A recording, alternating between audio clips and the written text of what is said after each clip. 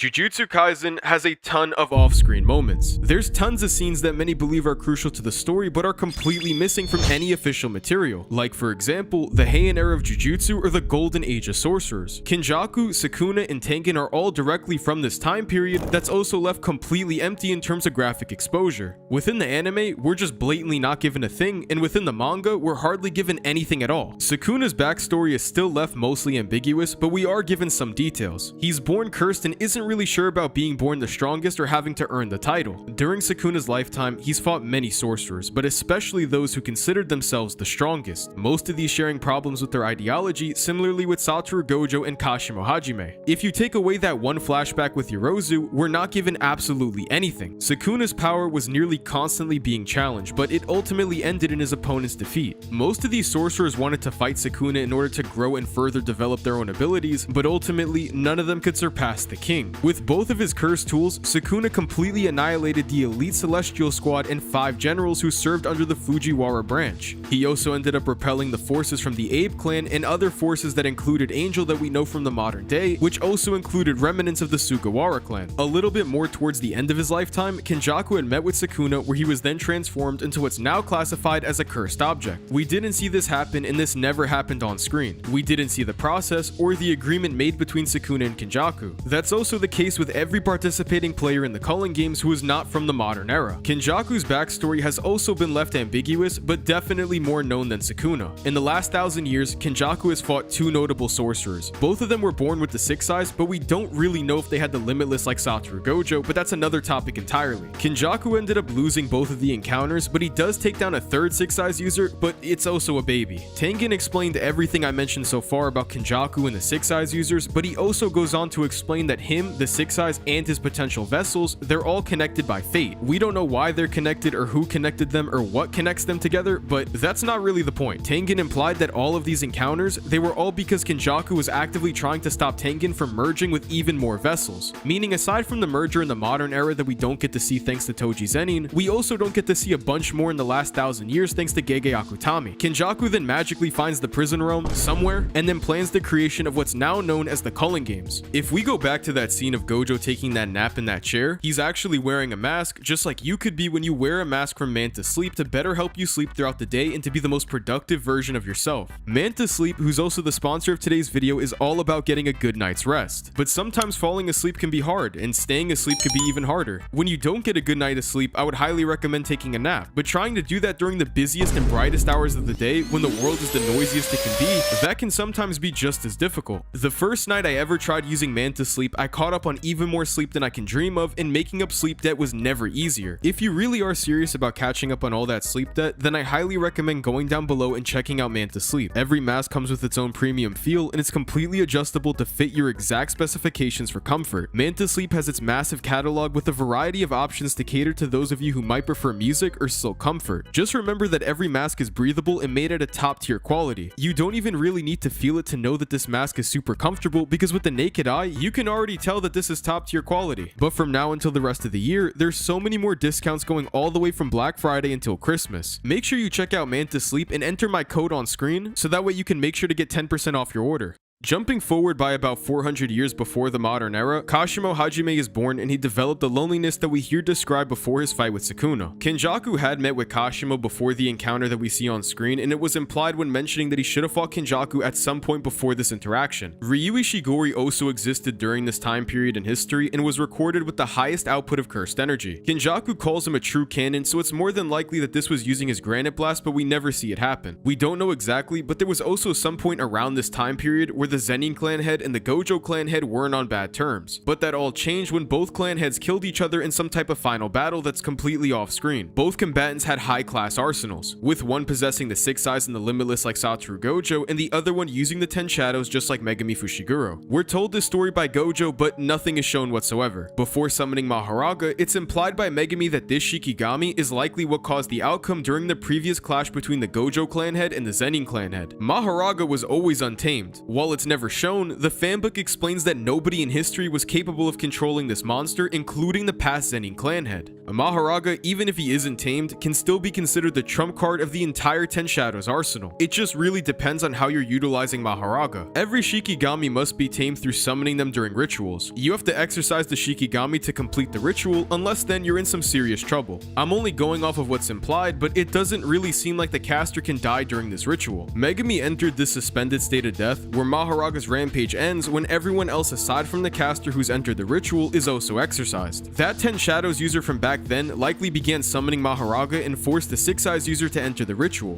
What probably happened based on all the implications is that Maharaga took down the Zenin clan head before finally going over to finish off the head of the Gojo clan, who definitely wasn't strong enough to finish off Maharaga. We're not given any time frame, but there's also the creation and development of the limitless manual that Gojo described during his encounter with Toji Zenin. Throughout generations, when techniques are passed down, there's manuals created with their own tutorials on how to operate these abilities, and luckily the Limitless is one of them. Since Toji knew about Red and Blue, he figured that he must have been from the Zenin clan because these techniques are recorded within those manuals, meaning at some time in the past, there's been at bare minimum one Six Eyes user and Limitless user who's also mastered Curse Technique Lapse and Reversal Red. Since both Red and Blue stem from Infinity, he must have also mastered the neutral Limitless just like Satoru Gojo. This could have been multiple sorcerers throughout history or maybe just one alone, but we really wouldn't know. Hollow Purple was one of the techniques that wasn't recorded or at least known as much throughout the Gojo clan according to Satoru Gojo. But this also implies that there's more than just Satoru Gojo throughout history who's mastered combining both Red and Blue to create Purple and discovered the first Hollow technique. Since I'm mentioning the Limitless, Hollow Purple in general is actually never seen within the manga. It's only shown within the anime. You can find the explosion from Purple during the Shinjuku Showdown, but never actually the blast itself like other techniques like Red and Blue. It's only labeled at best or just never seen on screen. If you are one of the few people who are wondering what exactly Kenjaku is doing during this time off screen, well, you're not going to be disappointed. He's used this curse technique to take over the body of Naruto Shikamo, but we've seen that version of Kenjaku on screen and that's not really what I'm talking about. What's honestly for obvious reasons, we're never preview to anything Kenjaku has done during this point in history. This is probably the best decision Gege could have made for Jujutsu Kaisen entirely, because throughout this era, Kenjaku's devious acts created the cursed wounds that would later incarnate into Choso Kejizu and Eso. I'm not going to get into detail because it really truly is devious, but anyways, later on closer to the modern era, Kenjaku also managed to find and transfer into the mind of Kaori Itadori. Kaori Itadori is Yuji's biological mother who's actually Kenjaku himself. Jin Itadori is the biological father of Yuji Itadori who was likely finished off by Kenjaku. Literally creating our main protagonist was definitely one of the things that I'm glad Akutami didn't show on screen but briefly mentioned. Toji Zenin was born and outcasted by the Zenin clan. We've never seen him actually being mistreated, but instead we're told about it through the Jujutsu fanbook. That scar on Toji's bottom lip was from being thrown into a room full of cursed spirits. When Maki Zenin became just like Toji Zenin, she escaped the room that Ogi had thrown her inside with multiple grade 2 level cursed spirits. When seeing his daughter, Ogi had a brief memory of what it was like witnessing Toji. More than likely, this is probably the same room that Toji received the scar. Toji at some point was also married with obviously Megami's biological mother, who eventually passed away after his son was born. Toji seems satisfied, and probably for the first time in his entire life. He thinks back to his wife when contemplating his current mindset not being ideal in the sense that Toji hasn't been doing what he truly desired. We're definitely never shown this on screen, but Toji was probably very happy with his current family, you know, obviously before becoming that freeloader that we all learned to love. Regardless, both the happy family man and freeloader are never shown to us on screen. Toji was later remarried with Sumiki's mom, making them actually step-siblings and not biological brother and sister. Besides Gojo's birth, which is more like why would you want to see that, we're only vaguely told about some of the events that had happened before we see him on screen. We know that Gojo had learned and mastered Falling Blossom Emotion, and he mentioned that briefly against Sukuna. Gojo mentioned that he stopped using Falling Blossom Emotion after discovering his domain expansion Unlimited Void. But then again, why would Gojo be using Falling Blossom Emotion? Well, because this technique is an anti-domain tactic, it leads me to believe that at some point before the time skip after his fight with Toji Zenin, Satoru Gojo had encountered some type of domain expansion that we didn't see on screen. And also just to mention, throughout the entire series, we never see anybody discover their domain expansions except for Mahito, Megami, and Yuji. Gege Akutami mentioned during an interview that his training was strictly done through education provided by the Gojo clan, but Gojo often slacked off to have fun instead. When we see Gojo in chapter 96 and he's sitting all alone, he's actually just ditched home and likely training. Jumping forward to around the time right before the Gojo past arc in chapter 65, Gojo and Geto developed into the strongest, and we're told within a Volume Extra and Volume 7 that they often clash with each other when off-screen. Chronologically, we get our first real time skip. It happens right between Hidden Inventory and the rest of the Gojo past arc after the events caused by Toji Zenin. Gojo's infinity has now been redefined, and he mentioned that he'll need to continue practicing his domain expansion, meaning within the last year, Gojo not only solved infinity but also manifested the unlimited void. Somewhere around this point, he was then hit with Mei's bird strike, making him the only person to survive this attack. We're told this within the fanbook, but it's also said that Gojo was experimenting after Toji Zenin. Considering what he seems to be developing is mainly infinity, this was probably testing his neutral limitless. We saw Yuki Tsukumo pick up Todo, but we never saw their training. Apparently the scar on his head was actually received from Yuki's intense training, and he was then taught simple domain. Both of these are just blatantly never shown on screen. There was a point before the Gojo past arc where Yuki had met with Toji Zenin. Yuki was conducting research on Heavenly Restriction and ended up tracking down Toji. Yuki spent most of her time just bumming around overseas, but of course that's never shown either. Yuki Tsukumo had also been one of the many star plasma vessels, and there's some history between herself and Tengen, but we're not told anything specifically. We're previewed into Gojo's life with Megumi, but we're never shown the full extent of their training. Megumi mastered all of his Shikigami with the Ten Shadows curse technique completely off screen, and it's also the same for Sukuna, but I'll talk about that later. Now we're getting to the part of the video where we're actually close to getting to the real history that is shown on screen, but still missing certain elements. In Jujutsu Kaisen Volume 0, both the movie and the manga depict Miguel's fight with Gojo, but in completely different ways. We're given the same scene between the manga and the anime, but both never display the entire fight between them. All we know is that this fight lasted another 12 minutes. Miguel was only given one objective: survive against Satoru Gojo. Using his black rope, but more importantly that insane endurance, he managed to survive the minutes between the last time we're watching the fight and the end of the night parade. You'll find this volume extra for Miguel naming him the MVP of the night parade, where he's seemingly finally done after reaching his objective. He actually did successfully hold off Satoru Gojo in almost all that happened off screen. Jujutsu Kaisen Volume 0 within itself has its own time skip between the events that happened during this arc. Our introduction happens on November 2016, but the night parade actually happens on December 24th, 2017. Meaning from the very beginning of Jujutsu Kaisen Volume 0 Chapter 0.1 and 0.4, there's already our first year time skip that's already longer than any time skip seen in the main series. We're briefly told the events between both of these points through extra material and nuanced conversation between cast members. They have a ton of unexplored history that happens between them right before Chapter 1 of the story. Kinji Akari's entire attendance at Jujutsu High is something that we've never seen before. We're given this volume extra of him and Kirara, but really nothing more. We know Kinji Akari entered the Goodwill event alongside Yuta Okotsu. Megumi mentioned that this event is mostly for second and third years, but Yuta joined to match numbers. Yuta at this point obviously didn't intentionally let out Rika, but Rika kinda came out on her own, and it's described as a very messy cleanup. We're told Akari was suspended because he beat up one of the higher ranking officials, and Panda mentioned that that higher ranking official was also part of the conservative faction. This faction believes that Jujutsu should remain somewhat traditional. Curse techniques like Nobara's maintain its simplicity, and it can be used as the model for what the conservatives believe is the direction that Jujutsu should be headed. Over time, technology can mix with Jujutsu. Inumaki's curse technique Curse Speech being used through a literal tape recorder is a perfect example. Conservatives probably get really annoyed when it comes to curse techniques, and that's really bad luck for Akari. His curse technique nearly entirely functions through his domain expansion that's filled with modern innovation. Manifesting the casino and rolling for jackpots wasn't exactly possible during the golden age of sorcery. Kirara says that his curse technique became a prime example, and Kinji Akari's curse technique is hated by the higher-ups. Akari probably got heated during an argument before beating down that conservative for his traditionally negative views. Yuta also discovers the reverse curse technique and overall further develops his cursed energy mastery. Although we know Rika hadn't fully manifested since it was explicitly stated that her full manifestation happened at the end of 0.3, which would be December of 2017, it brings into question when exactly the Goodwill event happened, but considering that Yuta then left with Miguel after Volume 0, it probably happened earlier, but implies that Rika partially manifested instead of full manifestation like we've seen before. Before the end of Volume 0, there's a scene between Gojo and Geto where some of the parts are explicitly left out and untold. Suguru's final words with Satoru are never outright said within the manga. Some have their own interpretation, and there isn't really a direct answer that I can find.